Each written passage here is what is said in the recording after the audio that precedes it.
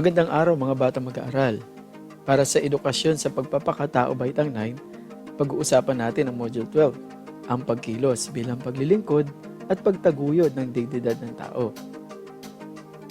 Mga inaasahan, napatutunayan na sa pamamagitan ng pagkilos, nakapagpapamalas ang tao ng mga pagpapahalaga na makatutulong upang patuloy na maiangat ang sarili, bunga ng kanyang paglilingkod, ang antas kultural at moral ng lipunan at makamit niya ang kaganapan ng kanyang pagkatao. Mga layunin: A. Napahalagahan ang paggawa mula sa sariling kakayahan. B. Naipapakita sa pamayanan ang bawat paggawa ay nakapagbibigay ng pagkakataon sa iba. At C. Napararana sa sarili at sa kapwa ang bawat paglilingkod gamit ang kakayahan at karunungan. Paunang pagsubok. Ating simulan. Tulad ng iyong magulang, kumikilos o gumagawa ang tao ng kanilang kaparaanan gamit ang talento at karunungan upang kumita sa bawat pagkilos o paggawa. Mula dito, nagkakaroon ba ng mataas na tingin ang tao sa kanyang sarili? Sa paanong paraan? A. Oo. Dahil sa kinikitang pera, nasasagot ng tao ang kanyang mga pangangailangan. B. Hindi. Natural sa tao ang gumagawa at itulong ito sa kanyang pamilya. C. Responsibilidad ng tao ang magkaroon ng kita at hindi na niya ito nakikita bilang dignidad sa sarili. D. Hindi ganap ang pagiging tao kung wala siyang pera.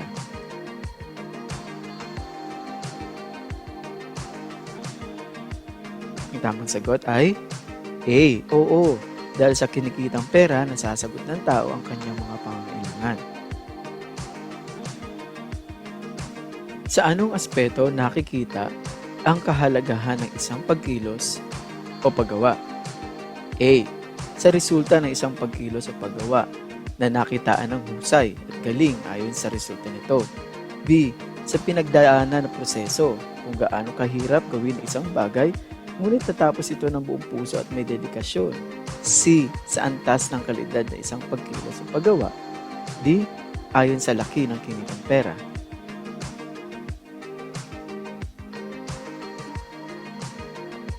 Ang tamang sagot ay A. Sa resulta ng isang pagkilos o paggawa na nakitaan ng husay at galing ayon sa resulta nito. Ano sa iyong palagay ang layunin ng isang pagkilos o paggawa? A. Ang pagpapakita na ang tao ang pinakamataas na uri sa lahat ng nilikha. B. Kakayahan ng tao na ipamalas ang kanyang galing at karunungan mula sa talentong biyaya ng may likha. C. Upang ihayag na ang bawat pagkilos o paggawa ay may resulta na nakatutulong sa sarili at sa kapwa. D. Na ang tao ay may kakayahan tumayo bilang isang instrumento o daan na makalika ng isang bagay o resulta na nakapagbibigay ng dangal at dignidad niya bilang parte ng isang komunidad o lipunan.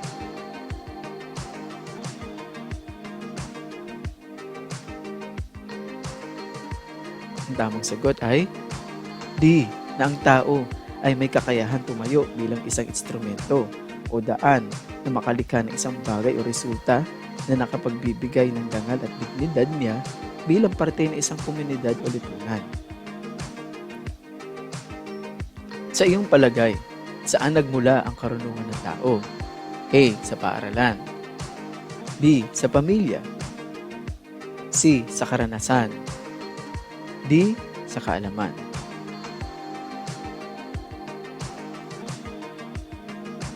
Ang tamang sagot ay C. Sa karanasan.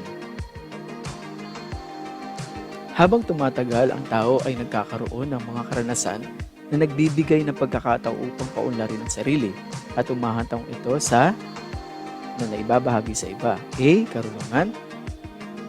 B. Kaalaman. C. Talino. D. Pagmamalasakit.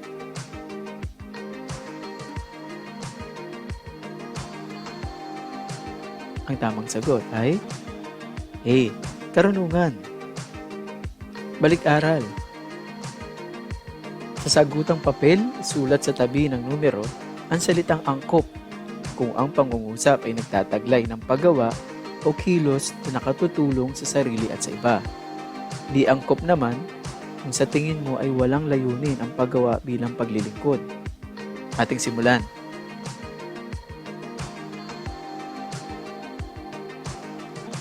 Si Shirley ay bukas palad ang pagmamahagi ng libreng gulay sa ilang kapitbahay mula sa kanyang pananim. Ang sagot?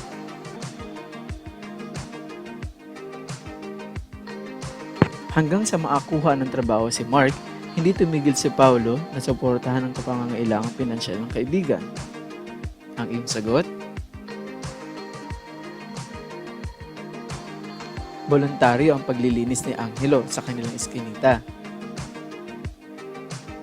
Ang iyong sagot ay? Mahigit 3 oras na pumila ang apo ni Aling Gonya para sa ayudang matatanggap mula sa DSWD. At humigit sa kalahating litro o 500cc ng dugo ang ibinigay ni Gina sa ospital na kinakailangan ng kanyang kaibigan na may dengue. Ang sagot?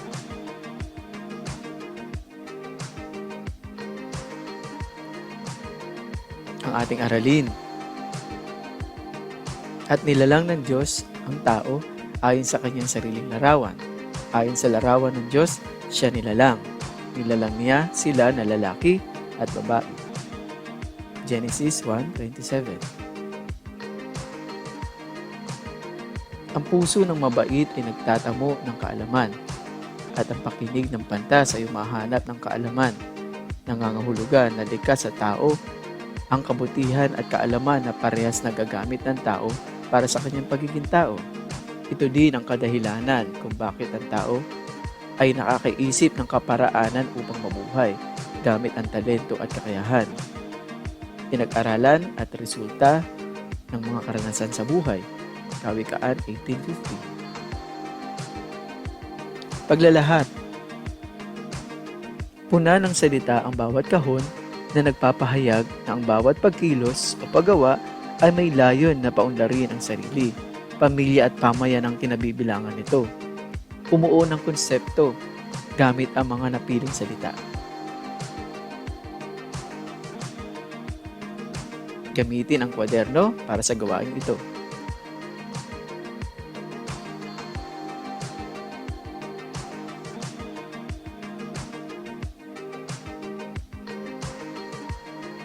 Siklo ng buhay. Puna ng 6 na box. Gamitin ang mga salita na makikita sa ibaba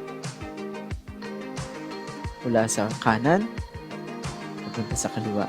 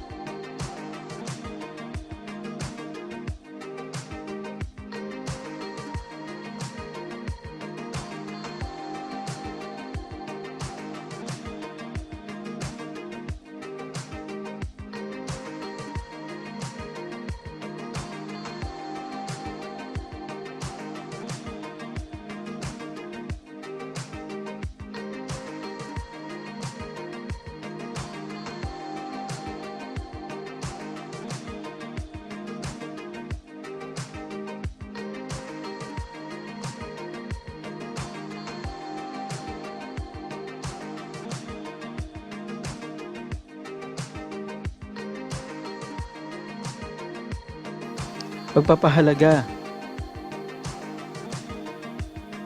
Panuto, bumuo ng isang pangungusap na nagpapakita ng isang pagkilos na ang tao ay patuloy na gumagawa para sa kanyang sarili at para sa iba.